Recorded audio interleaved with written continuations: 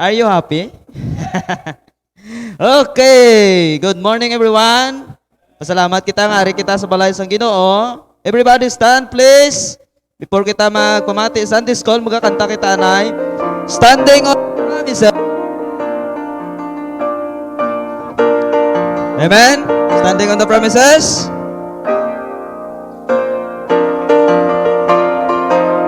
On the verse, standing on the promises of Christ my King, through eternal ages let His praises ring. Glory in the highest I will shout and sing, standing on the promises of God.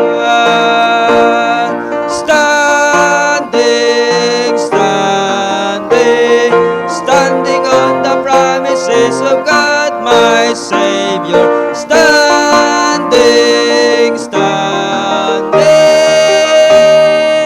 I'm standing on the promises of God, standing on the promises that cannot fail, when the whole and storm of doubt and fear assail, by the living word, standing on the promises of God,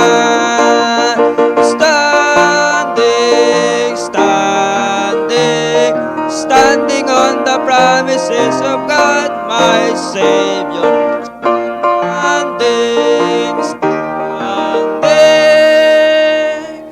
I'm standing on the promises of God. On the third, standing on the promises of Christ, my Lord, the living strong, overcoming daily with the Spirit.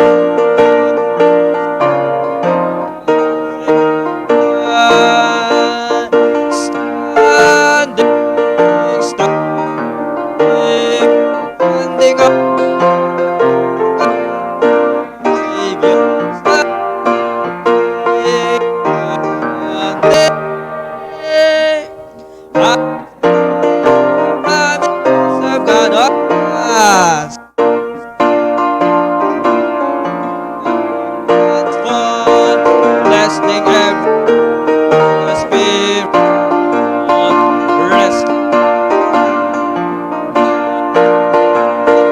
standing on the promises of God, standing, promise,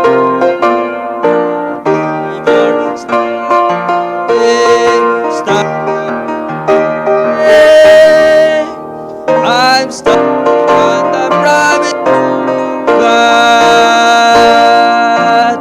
Amen. Sa ambahanon, mga muyo kita, then mga pungko kamo, palihog.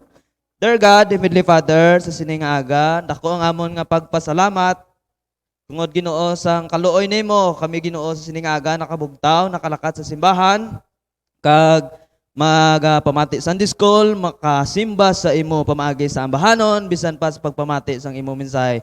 Ginoo sa sining aga, nagaampo kami, lumpihay nga amon mga tagipusoon, panghuna-huna, agud Ginoo sa sining aga, ikaw magapamati gid, tungod Ginoo sang amon sala, ikaw Ginoo nagasiparar. But God, nagapakaubos kami Ginoo sa sining nga haga, ugad nga kung sa diin, hindi kami takos nga magsimba. Patawara kami, Lord, kag kabay pa sining aga, I need your Holy Spirit nga magtudlo sa amon Ginoo sang mga doctrine, kag bisan pa sa paglaygay nga halin sa Biblia. Gamitang imo alagad sa sining aga, bisan pa ang mga kauturan namon, ikaw gid mag-challenge nga magpadayon kag mangin matutom sa pagpangalagad Ginoo sa imo. Initanan Ginoo, ginatugyan ko gid ang tanan, ginasalig ka ginapasalamatan sa pangalan ni Jesus. Amen. Okay.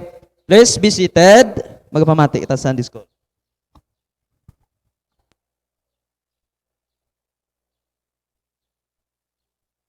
Okay, salamat gid.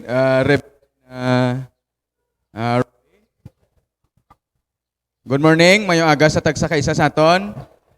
Okay, nalipay kita, kilitanay kita sa liwat sininga naman nga Domingo sa atong nga pagbalik sa simbahan. Kag subong ation sa pagtuon sa Biblia sa aton nga Sunday School hour. Okay? Sige, sa aton nga pagpadayon sini nga aga ang aton nga topiko naman karon nga aga, no? Bag-o ini nga topiko last week natun-an naton ang tatlo ka main nga mga trabaho ni Jesus Christ, okay? Ang iyang pagka-prophet, ang iyang pagka-priest, kag ang iyang pagka-king, all right? Kag today we will be talking about sa ginatawag naton the atonement of Christ. Okay? The atonement. Haring word nga sa theology talang mabatian. Okay? Atonement. Muna siya nga word ang aton nga pagatun-an sini nga aga. The atonement of Christ. All right? The atonement of Christ. Sa aton nga pagtuon in the past work of the Lord Jesus Christ, kundi sa work of Jesus Christ sa iyang trabaho, may tatlo ka nga. Okay? May past, may present, kag may future work. Or ano ganina? Present. Okay? Prospective. Parapi tanan, okay? Tatlo. So today, diri kita na ma-focus sa the past work of Christ, ang mga work niya sang past. Okay? While abot mga kauturan ang ministry ni Jesus Christ from the past, of course, kung tun-an naton ang mga work niya from the past damo. Okay? Teaching, nagtudlo man siya sa mga tao sang una, di ba? Preaching, nagwali man siya. Okay? May feeding man siya, di ba? Ano pa? Healing. Oh.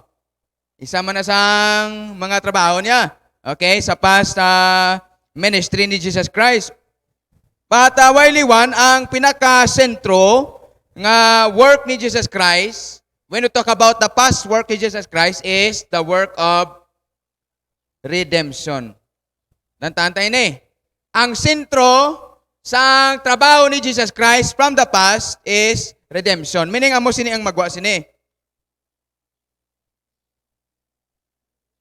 Okay?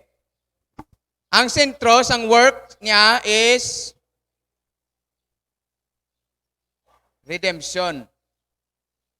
This is the very center of his past work. Around that, mga healing, okay, feeding, teaching, preaching. Tanan nga work niya, okay, it all centers around sa iya nga main work nga mag-redeem sa tao. Okay? Ang purpose niya nga nagapangayos siya, agot ang tao maluwas. Ang purpose nga nagatudlo siya, agot ang tao maluwas. Ang purpose nga siya nagawali, agot ang tao luwason. Okay? Ang purpose nga siya nangayo para ang tao makadangat sa kaluwasan. That is the center sa iyang trabaho. Okay? Now, when I talk about the work of redemption, of course, ari dire naupod ang ginatawag naton ang iyang kamatayon, the death, and resurrection. Okay? The work of redemption cannot be done without death sacrifice and without resurrection. Okay? Hindi matabo ang pagluwas ni Jesus Christ sa tao, sa kabug-usan ng mga katawhan, kung siya hindi mapatay, kag siya hindi mabanhaw. Karon kung si Jesus, si Jesus, napatay siya, pero wala siya nabanhaw, sa gyapon, kulang. Hindi gyapon makadangat sa kaluwasan ang mga tao. So it is very important nga siya napatay, kag subong man, sa ikatatlong adlaw, nabanhaw. Okay? Kag sa sining nga doctrine, mga kauturan, sa sining doctrine, the doctrine of atonement, diri naton matun-an, okay, ang ginatawag naton kaluwasan naton by grace through faith. Okay? Sa ato na pagtuon sa sining redemptive work of Christ o redemption, okay, ang pagluwas ni Jesus sa katawhan, diri naton karon maintindihan ang kaluwasan nga pamaagi sa grasya. Okay? Nga ining redemptive work of Christ is all done by the Lord Jesus Christ Himself. Wala bahin ang tao sa pagluwas sa tao. Okay? Tanan nga trabaho naangot sa kaluwasan sang tao, ginhimo tanan ni Kristo. Ang tao wala bahin, wala siya part, wala siya kontribusyon. Okay? It was all done by the Lord Jesus Christ Himself. Okay? So nataw naton ang work, nataw naton na ang ginataw naton atonement this morning. Okay? Atonement. Alright? Medyo sa theology lang naton ay matun-an, di tani makita nga mga term kung ara kita sa aton nga mga eskwelahan. Okay? Pero ini nga term, atonement, is very important nga maintindihan sang isa ka tumuluo sang Dios. Okay, let's look at the meaning. The meaning of atonement. Ang buot si ganon, sining ginatawag naton atonement. Okay? Kung basahon naton sa may Romans chapter 5 verse number 11, okay? The word atonement is found one time in the New Testament in the book of Romans chapter 5 verse 11. Sining sa Bible, and not only so, but we also joy in God through our Lord Jesus Christ, by whom we have now received the atonement. Alright? Dito na ito makita ang word gid niya nga atonement sa sinalang nga verse sa Romans chapter 5 verse number 11. Okay? Kung nataw naton mga kauturan, gitawag dira D. D-H-E. D. Atonement. Okay, tandaan taning word nga D. Alright? Kung sa English, magsiling ka ni D, it means to say, the only one. Isa lang. Kung nagsiling ng Bible, meaning to say, isa sa mga, meaning to say, many. Okay? Katulad lang si Jesus nagsiling sa may John 14 verse number 6, siling niya, I am the way, the truth, and the life. May word na nga T-H-E. Alright? Magsiling ka isa lang. Ako lang ang isa. Pero kung nagsiling sa I am a way, it means to say, ako ang isa sa mga. Katulad sini sa aton nga simbahan, we have 3 doors. May 3 kita kapirtahan. So meaning, that door is one of the way going out or coming in. Okay? One of the way. Pero kung isa lang, meaning to say, that's the only one. Isa lang. So masiling kita only one. Alright? Now, itindihon ta ni karon dugay-dugay nga gintawag ini alright? Ang atonement. Now, ang atonement in the Old Testament simply means, okay? Ang atonement sa Old Testament simply means, okay? In the Old Testament, it simply means to cover. Okay? To cover. Ang ginatanaton, sin. Okay? To cover sin. So, meaning to say, mas ka-atonement para at pagtabon sa sala. Okay? Atonement to cover sin. That is what it simply means. Nataw natin balaw, no? Basahon ta sa Exodus chapter 30 verse number 10. Exodus chapter 30 verse 10. Sining sang Bible. Exodus 30 verse 10. And Aaron shall make an atonement upon the horns of it once in a year. With the blood of the sin offering of atonements, once in a year shall he make atonement upon it throughout your generations. It is most holy unto the Lord. It talks about the atonement. Okay? Every time the Old Testament mag-mention ng atonement, meaning to say, something it's something to do nga makubiran ang sala sa isa ka tao. Okay? So meaning to say, nga sa tubang san Dios, ang tao hindi makapalapit. Correct? Paul na mo sini. This is man. This is God. Alright? Man is sinful. God is holy. Last week, sinin naton, what separates man from God? Sin separates man from God. Because of sin, ang tao hindi makapalapit sa Diyos because it blocks. Subong man sa Diyos, hindi man siya kapalapit sa tao because of what? Sin. Alright? Apang, siling sa Biblia, for without the remission of blood, for shedding of blood, there is no remission of. In order nga ang tao makakonekta sa Diyos, kag ang Diyos makakonekta sa tao, dapat, masolusyonan ang problema sang sala. Okay? So in the Old Testament, God as a temporary solusyon. Okay? Ang temporary solusyon sa Diyos, para nga ang tao makakonek sa Diyos, kag ang Diyos makakonek sa tao, people have to have atonement. Meaning to say, dapat matago ini. Okay? Taguon ang sala. Ago to, nga ang Diyos makapalapit sa tao. Ang tao makakonekta sa Diyos. Okay? By atonement, sin is covered.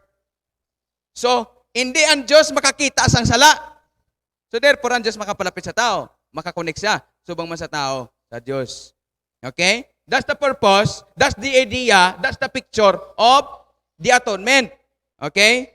In the Bible. Now, kung nataon naton ang atonement, ginatawag ni naton, balo ka sa Bible, damo sa mga symbols and types in the Bible. Alright? For example, amo na ginahimo sa una. In Genesis chapter 3, verse 21. Genesis chapter 3, verse number 21. Tapos na ako cellphone.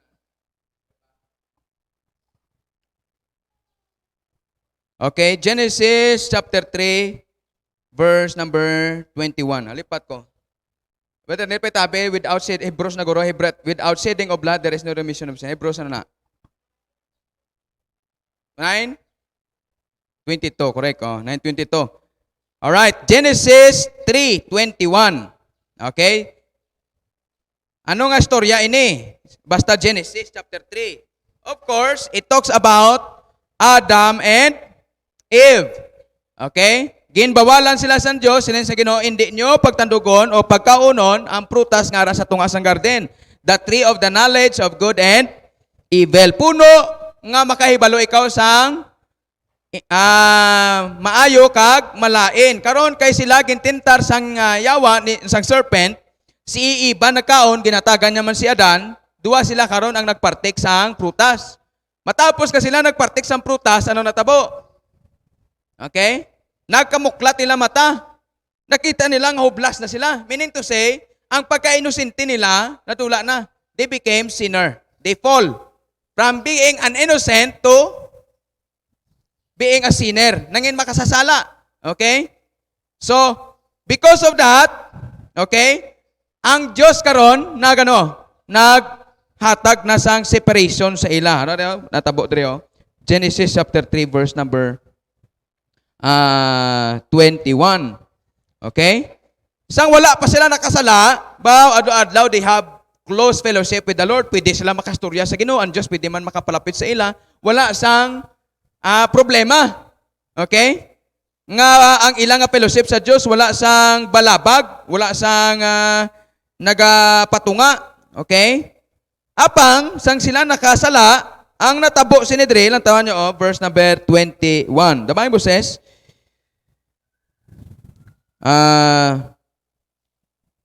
and unto Adam also and to his wife did the Lord make coats of skin and clothe them.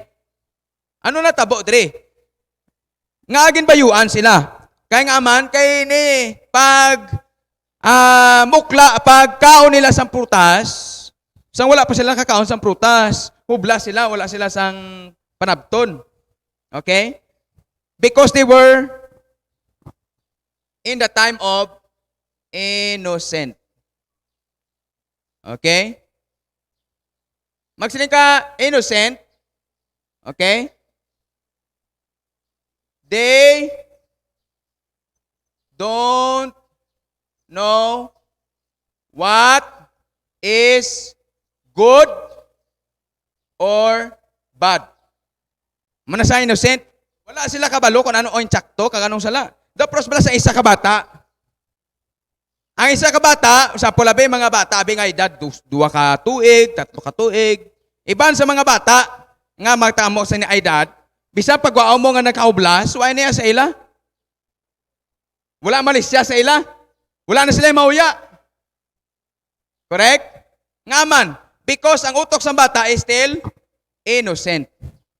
They do not know what is that is bad. They do not know what is good. So amo man na ang tion nga si Adan kasi bagin tugas ang Dios, pero sang sila nakasala, na fall sila. Na fall into sin.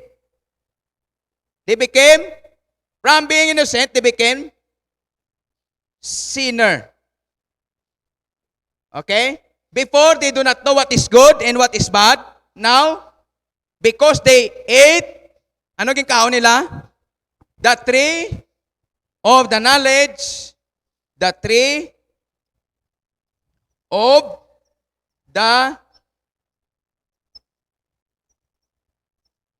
knowledge of good and evil. Ang tawan nyo, from being innocent, they do not know what is good and bad or evil.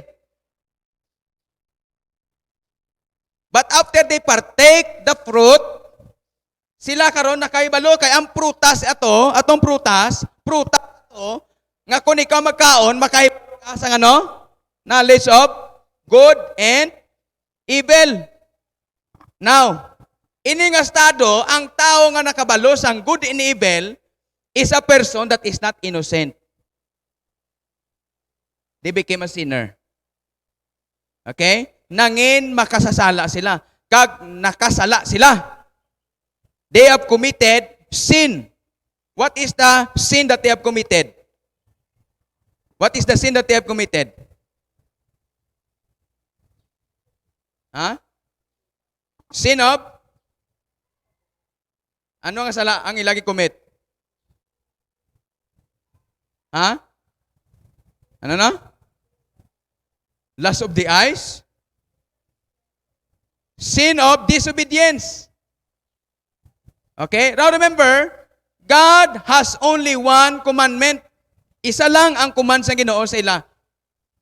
Imagine ni mo no, kitaya kada mo damo sa command sa Ginoo sa ato karon. Pero sa ila, the Garden of Eden, they have perfect environment, perfect health, di ba? Perfect everything. Wala sang malasakit, wala balatian, wala sa mga trahedya, wala. And out of it all, there's only one commandment. Isa lang, sugo sa Ginoo, hindi nyo pagkauna ang prutas ang ara sa tunga sa garden, the tree of the knowledge of good and evil. That's the only command. Isa lang, pero na supak pa. Imagine na bala karon?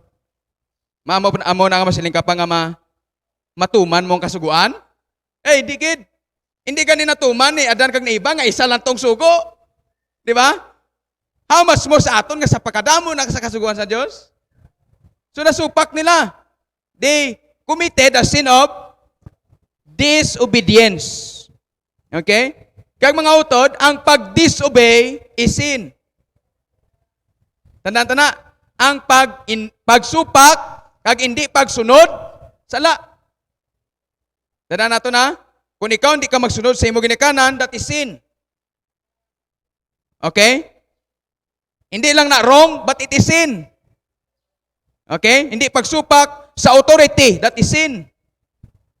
Okay? Especially, hindi pagsunod sa Diyos, that is sin. Sala. So, they committed the sin of disobedience. Alright?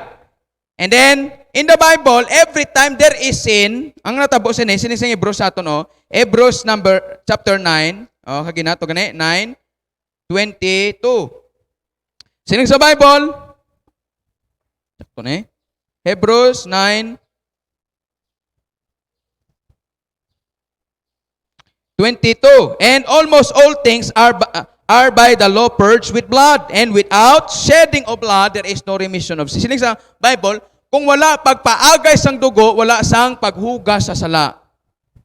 So meaning to say, kung naman, every time somebody sin, every time there is sin, somebody has to die. Kasi sa Bible, kung wala pag-agay sa dugo, hindi lang na dugo lang nga pag-agay, kundi it means to say, every time somebody sin, someone has to die. Nag-gets nyo? Every time somebody sins, someone has to die. So, si Adan kag si Eva nakasala. And because they sinned, someone has to die.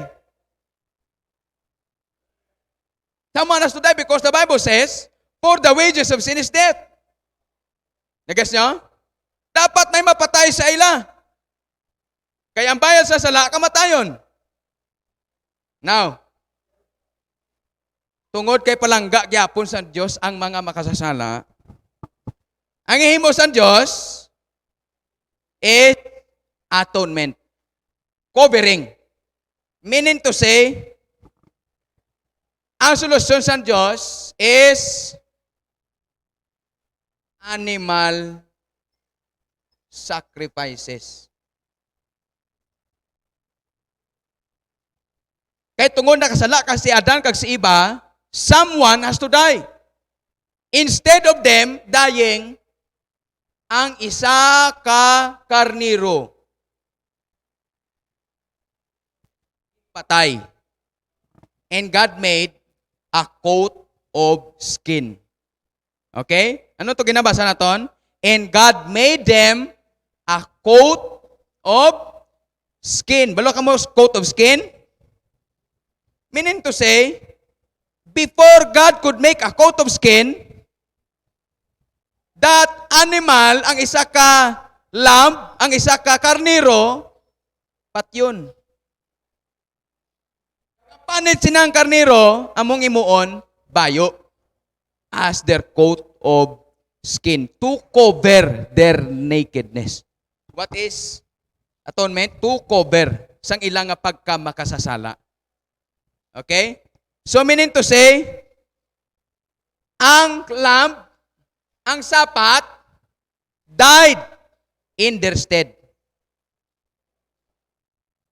Ining lamb, innocent.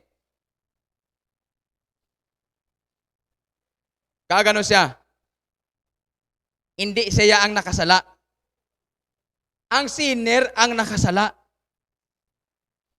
Di ba? Pero ini pa ang napatay. Kag ini ang naluwas. Sa kamatayon sini, ining makasasala, nakabalik sa Diyos. Nag-gets nyo? That is what the Lord Jesus Christ did. He was the Lamb of God who takes away the sin of the world. Jesus was the Lamb of God. The Lamb of God. We are sinners. Kita ang nakasala. Kita dapat mapatay. But, si Jesus ang napatay instead sa aton. innocent, wala siya nakasala, he done nothing wrong, kita yung nakasala. Pero siya ang nag-antos. Siya pa ang napatay. Instead sa aton. To cover sin. Okay? That is covering, atonement. Okay? Naging mo ang Diyos ang coats of skin para nga kubiran sila sa ilang nga pagkamakasasana. Okay? Ano pagid? Ang atonement naga-typical or naga-point sang gihimo ni Jesus Christ. So, sa Old Testament, atong paghimo ni sang Ginoo sang coat of skin, amo ning picture sini atong karniro nga gipatay sa time ni Adan nga Eva, atong karniro nga gipatay para nga himuon bayo nila tabon sa ilang nga mga kaublasan. Ga picture ato kay Jesus Christ. Okay? Nga kita naga-picture sang kay Adan kag kay Eva nga makasasala. Ang lamb si Jesus Christ nga ginpatay para kubiran kita. Karon ang Dios magtulok sa kay Mr. Jackson, ang ginatulok niya karon is not you, but the righteousness of Christ nga ginsulob mo. Kung wala si Kristo, what you are is a sinner. Bisan pa, mahimo mo ang tanan nga maayo nga buhat. Sining sa Bible, tanan na itong mayong buhat is just as filthy rags. Trapo. Pinaka-the best na ito nga mahimo, trapo gyapon sa tubang sa Diyos. But because of the Lord Jesus Christ, ginsulob na ito ang iyang pagkamatarong. Because He was the lamb, He was our lamb to cover our sin. Ikaw, nga makasasala, ako makasasala, kita nga makasala, kung kita may Kristo, nakabatong kay Jesus Christ, binatong manluluwas, magtulok sa aton, we are not anymore just a sinner. We are a sinner who was saved, cleansed by the blood of the Lord Jesus Christ. Gihugasan ng atong tanan nga mga kasalanan. Di ba? Okay? Sa mo ni katahom, anong namin bala mga kauturan? Kaya sa Old Testament, kung imo tunan ang Old Testament, kadamo, kadra matunan, nga mga bagay, nga maintindihan mo pagid ang mga ginahimo, kagihimo ni Jesus Christ sa New Testament. Diri ni mo ma-appreciate gid. Diri ni gin-describe mo ang mga gihimo sang Ginoo sa aton sa Old Testament. Okay? Ikadua, mo pagini picture sang atonement, coat of skin, and then ikadua in Genesis chapter 22 verse number 8. Genesis chapter 22 verse number 8. Amo naman niya ang ginatanaton, sacrifice of Isaac. Ang paghalad ni Abraham sa iyang bugtong anak nga si Isaac. Okay? Naga-picture man nina si Abraham bilang Diyos, kag si Isaac bilang si Jesus. Kagin, common denominator nila the only begotten son. Bugtong anak. Si Isaac, gitawag siya bugtong anak. Nga gihalad. Ihalad. Sa part sa nga may sakit, do you think sang ang Diyos nagpadala kag naghatag sa iyang bugtong anak nga si Jesus para sa aton? Do you think hapos? Hindi. Dapos bala na sa akong ginauna-una, no? Sang si Abraham, ginadala-dala niya si Isaac, kag ihalad sa altar para sa Ginoo. Dapos bala daw gasiling lang ang Diyos sa kay Abraham, Abraham, gusto ko lang mabatyagan mo kung ano ang balatsagon kasakit sang isa ka amay nga ihalad ang iyang bugtong anak. Okay? Amo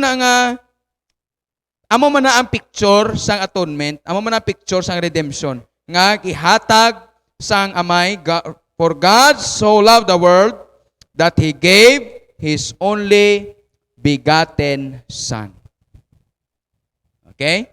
Amo man na ikaduha nga picture. And then ikatatlo nga picture sa halad ni Jesus Christ sa cross sa iya kabuhi para sa kaluwasan naton. Inaing ginata naton sa Exodus, Passover lamb. Okay? Dumduman ninyo ang story ni Moses.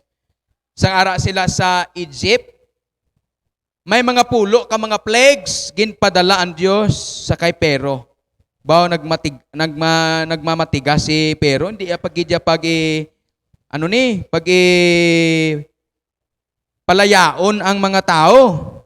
Until such time, sa ikaulihing nga plague, ang firstborn mapatay. Nadala ang bata ni Pero. Dikto, nagdesisyon na siya, sige, pagwaon ko na ang mga Hudyo.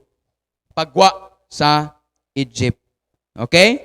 The night before they go out or exit, okay, sa Egypt, ang Diyos nagsugo anay sa mga Hudyo. Siling niya, sa tanan nga pamilya, magpatay ka mo sang karniro. Pagpatay nyo sa karniro, ang dugo sinang karniro, butangan nyo ang lintel, ang babaw, sang tagsa ka mga pirtahan sang panimalay. Ang dugo sang ipatay nyo nga karniro, ibisita sa babaw sa lintel. Okay, sang inyo nga mga pirtahan. Agud to, nga kung maglabay ang angel of death, kung makita sang angel of death nga may dugo, sang karniro, sa babaw sa pirtahan nyo, ang angel of death hindi magsulod sa balay, kag ma-spare, hindi mapatay ang firstborn sang sina nga pamilya. Pero, kung hindi kag wala makitaan, nga may dugo sa babaw sa pirtahan, ang angel of death magasulod sa isa ka panimalay, kag mapatay ang firstborn nila. Amo na picture dira? Okay? Now, karon ang mga Hudyo or mga Hebro nagtuman sini. Nagbutang sila sang dugo sang karniro nga ilang aging gin patay. Kag ang angel of death naglabay. Kag kutob sa tong mga panimalay nga wala dugo sa babaw sa ilapirtahan, ang ilang nga mga firstborn nagkalamatay. Ang mga firstborn nga ato sa Egypt, kalamatay sila. Anong picture sina? Ang picture sina mo sina. Kita makasasala. There will come a time when the Bible says, Hebrews chapter 9 verse 7, as it is appointed unto man once to die.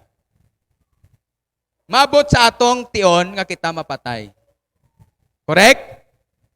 Pero sa Bible sa aton, kung kita naaplikara sa dugo ni Kristo, okay? Naugasan sang dugo ni Kristo, ang kamatayon, Romans 6:23. Ang death, okay? Magano siya? Mag-pass. Mulabay siya. Meaning to say, we will not longer die. Meaning death is not physical because we will die physically, but this death is spiritual. Okay? Hindi na siya mapatay sa espiritu. Okay? But is passed from death unto life. Tinagani Romans, Mas dyan tinakon. Romans, but is passed from death unto life. At John, guro, no? John chapter 3.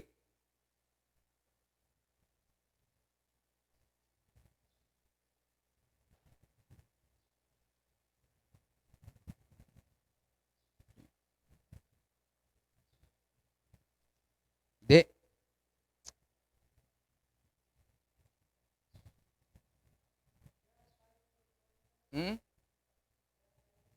John 5:24. Okay, this is the verse. John chapter 5 verse 24. Verily, verily, I say unto you, he that heareth my word and believeth on him that sent me hath everlasting life, and shall not come into condemnation, but is passed from death unto life. Okay? Because of the blood of the Lord Jesus Christ. Hindi na siya mapatay, kundi na spare siya. Nakapadayon siya. Nakabuhi. Okay? That is the picture of the atonement. Alright? And then, ari medyo lawig-lawig ini, okay, ang ginatanaton, mga Levitical or ang mga paghalad sang mga pare sa Bible. Okay? Levitical sacrifices. Damo ni sa Bible. Okay? Kung basahon nimo ang Book of Leviticus, halin sa may chapter 1 hasta sa may chapter 5, may 5 dira ka klase ka mga offering. May burnt offerings, may meal offering, may peace offering, may sin offering, may trespass offering. Tanan nga nga offering has something to do with the picture of atonement. Okay? Ato na i-discuss. Pero basic lang ato ma-discuss kay kon padalman nato na madugayan kay kita sa aton nga pag nga pagtuon sini aton nga ginatun-an Christology. Okay? So sa Bible, may 5 ka offering dira sa may Book of Leviticus chapter number 5, chapter 1 hasta chapter number 5. Okay? Sa 5 ka offering ay sa 5 ka offering, 2 ka klase na siya 5 ka offering. Una, may sweet, okay, savor offerings. Okay, sweet savor offering. Okay? Ano ni na mga term kay this ano to ni. And then ikadua, sa 5 nga ini, ang first 3 ari dire. Ang burnt offering. Ang ikadua, ang meal offering. Ikatatlo, ang peace offering. Okay. Sweet savor offering. Ay, ikadua is ang non-sweet. Ano ba sigano sa non-sweet? Hindi tamis? Oh.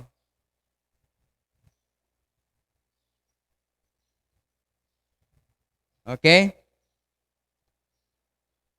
Do medyo mabudlay ini tsindihon kon hindi mo gid pag itunan madalom. Offerings. Okay, sweet savor offerings. Ini siya Leviticus chapter 1, Leviticus chapter 2, Leviticus chapter 3. Okay? Ang non-sweet savor offering, muning sin offering.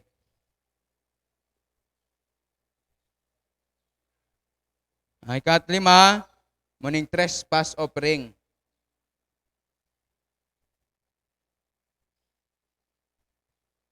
May Leviticus chapter 4. Leviticus chapter number 5. Okay? Ini tanan nga mga offering ay ini tanan nga mga offering, 5 ni ka mga offering, okay? Ga picture ini sang offering of the body of Christ, the body and Christ on the cross. Okay? Tanan nga yung offering nga ini, tunantan ni next week siguro. Ang describe niya sini ang gihimo ni Jesus Christ sa cross. Old Testament niya. Okay, sa Old Testament, kung ba tunan nato na, amo ini Japon ang gwa sini. Magpicture man na Japon sa gihimo ni Jesus Christ. Dapos sini sa time ni sang Genesis, ang lamb ga picture sa kay Jesus Christ. Amo na nga sining naton ang Bible, ang center of the Bible is the Lord Jesus Christ. From Genesis up to the book of Revelation, we can find the Lord Jesus Christ. Okay? Makita naton dira ang mga hinimuan sa aton Ginoo. Okay? So next week naton ay discuss. But basic lang naton i-discuss, no? Para nga maka-move on kita pagid sa aton nga mga pagkatun-an because there are still so many things nga dapat aton matun-an, no, sa aton nga Sunday school lesson, no? So next week come early because gumata kita sang handout next week para sa aton nga lesson. Okay? All right. Magatindog ta palihog. I hope that naka-learn kita something sa pulong sa Dios ini nga aga sa aton Sunday school. Let's ato na nga offering palihog. Okay, we'll have 5 minutes break and then after that, balik kita. No, kato na kamo sa CR para nga way na sang magwa-gwa pa, okay? So, we'll take up sa aton Sunday school offering, di na? Where's our Sunday school offering?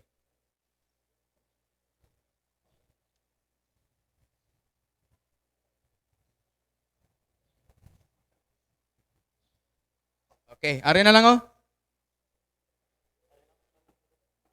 Ari lang anay yung 10 peso. Ari na lang diyo. Sunday school offering na to no. Di sa box anay. Next week i-prepare na pala yung mga asher na aton nga Sunday school offering ha. O ara pidil na. Sunday school offering na to ha. Para nga hindi ta ma-delayed. Okay, mag-pray ta. Father in heaven, salamat gid sa sininga adlaw for the Sunday school. I hope that people have learned something sa imong pulong. Continue Ginoo nga maghatag sa among kaalam. Lord, may intindihan pagid namon ang mga doctrines of the Bible. Bless Lord ang mga Sunday school offering. Lord, padulot para Ginoo sa amon Ginoo nga Sunday school class. I-bless ang amon nga morning service today. Prepare amon hearts. In Jesus name I pray. Amen. Okay, God bless you. Mga 5 minutes lang palihog 5 minutes and then CR ka mo, balik na ka mo dayon.